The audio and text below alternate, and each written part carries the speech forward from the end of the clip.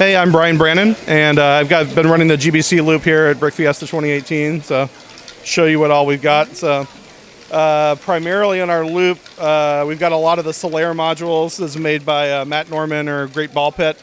I actually ran a workshop on Friday where we built those. So we've got a good few of those from the workshop, and then just some of us already had some.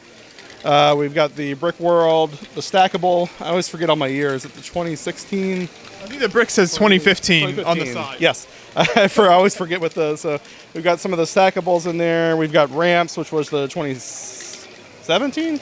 Yes, I think. And then this is the Roadwork Crew ball pump that's a PV Productions that was also designed by Matt Norman. So we got kind of a sequence of Matt Norman builds here, just a little bit of an homage. And then down on the end, we've got the Akiyuki pinball, I think he calls it. That's the kind of pachinko-y sort of thing. That's a real crowd pleaser.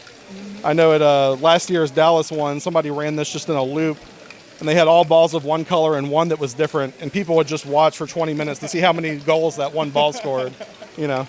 And then wrapping around the back, another Solaire, another of the Brick World stackable, another ramps. And then this is one of the PV Productions built off of the Crane Crawler, I think, set. That's a big Technic set, one of their D model instructions.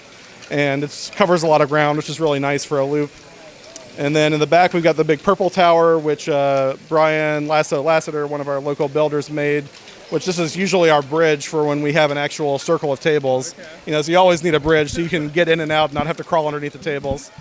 And then ending up again with Solaire and ramps. So it's pretty simple loop. We usually have a bit more modules than this, but we were having some real problems earlier, so we pulled some stuff and just got it down to the most reliable modules for today. So. There you go, yeah. Well, and talk a little bit more about the workshop module here, some of the pieces in there and how that works. Yeah, Solaire is really, really nice. It's incredibly reliable, which is why I have one of my favorite things about it. But the two really rare pieces here are the skateboard ramps in the middle, which haven't been made in a decade now. And the only modern colors they come in are the white and blue. They also have the old gray. You can see on one of the ones there in the back that we're not using. They have the light gray and dark gray also in those. So that's an older piece, but great for GBC. You see a lot of people use some of the other skateboard parts and big racer tracks and stuff like that sometimes too in GBC. And then the actual ring that's pushing everything, those are the gear racks that are in the bucket wheel excavator and in the carousel. So that's also a pretty rare piece. I'm looking forward to actually this fall, I think the new giant Technic set, that big cherry picker type thing. I forget the name of the set, but it's going to have black gear racks. So I'm excited about that. I'll definitely do it like Dark Solaire when those black racks come out. So looking forward to that. Well, I hope it runs well for you the rest of the day. I know it's always a struggle here at the GBC, but this is great, and I'm so glad to see the GBC workshops continuing at shows throughout the country because it gets more people involved. Next year at Austin, we'll definitely have a new one. I'm hoping to have my own design ready by then and premiere it at Brick Fiesta 2019 back in Austin. Awesome. So. Well, thank you so much for taking us through the display. Appreciate it. Thanks. Hello, I'm Elijah Wiezbenski. These are my GBCs. Let's start with this big green module here and how this works. All right, so this is a shooter module, as you can see. I needed two motors, one for input, one for a shooter. When I have it going at full speed, it's going at 3,000 rotations per minute. And I used a loop-de-loop to try and use up some of the energy. It's amazing watching this. It goes so fast, you almost can't even see the ball go through the loop there. Yeah, it's easier to see if there's a light-colored ball like this. Yeah. Did it take you a lot of experimenting to get that track just right so they weren't flying off every time? It did take a while. I've tried to make modules like this before. This is the first successful one I've built that's used the wheel. I didn't even drive something problem, sorry. And does that wheel tend to wear down at all after running for a while? Well, I haven't had to change it yet, but I probably will have to at some point. Great, and then from there, what do we move on to from there? This is my spiral module. It's my oldest standing module.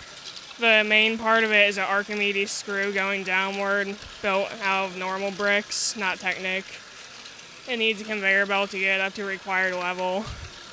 I had to use 3 motors for it at first, but now I'm able to run it off by 1. I love the agitator tends to break off. I can fix that when I get back home. Your brick-built Archimedes screw is really really neat there. It's unusual to see it all built out of bricks like that, so I'm sure that took some time to figure out how that would all come together. I'll have time and a lot of hinges. There you go. And then from that module, what do we have? Geneva Drive. These aren't very common for some reason. It took me a long time to build. I was inspired by someone online, and it needs to change the batteries. So talk about how this works exactly. Well, mine's styled differently, I think, from the other ones I've seen. I need 2 motors on it. It's easier to see from the back. So the 2 motors drive the 3-tube gear that turns it. See, the way it works is it turns and a thing goes inside it. There's a short delay because it needs to go all the way down. And then when it turns, it pushes it that way, 60 degrees. And, what was I going to say? And there's a little piece here that pushes the balls off onto the ramp. Yeah, that's why I need to change the batteries. It goes faster and gets the balls off. This thing wears batteries down fast. Yeah, it looks like it would. So how long have you been building GBC modules then? Maybe like 2 years, so a little over that.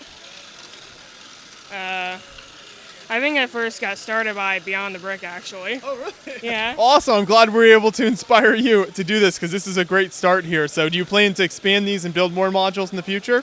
Definitely. Okay. In fact, when I get home, I'm gonna try and build an Akiyuki train module without instructions. So that's gonna be real fun.